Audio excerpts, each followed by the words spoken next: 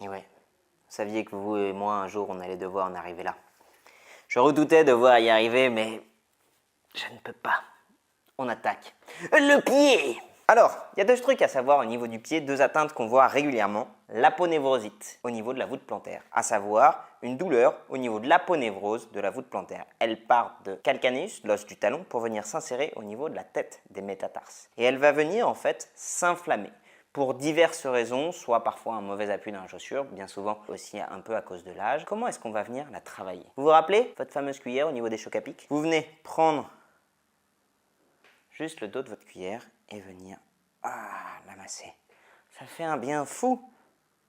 L'autre truc que j'ai symbolisé en rouge, c'est le LFH, le long fléchisseur de l'hallux. Son but à lui, c'est de venir fléchir le gros doigt de pied, mais vous voyez que systématiquement, il va y avoir un effet direct au niveau de la voûte plantaire et il vient s'insérer derrière la fibula, derrière le péroné. Donc le long fléchisseur de l'hallux, c'est un très long tendon qui fléchit le gros orteil, qui fléchit le pied et qui fléchit la cheville. L'intérêt d'utiliser le long fléchisseur de l'hallux, au-delà d'attraper ce qui traîne au sol, c'est surtout qu'on l'utilise comme un ancrage au niveau du sol.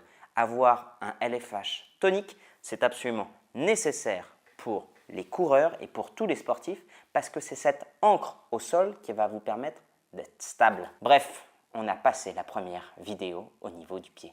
On va travailler juste un exercice très simple. Regardez, ça se passe en dessous. Vous allez venir saisir un objet que vous allez ramener. Et là, vous allez sentir tout l'exercice qui se fait au niveau de votre voûte plantaire.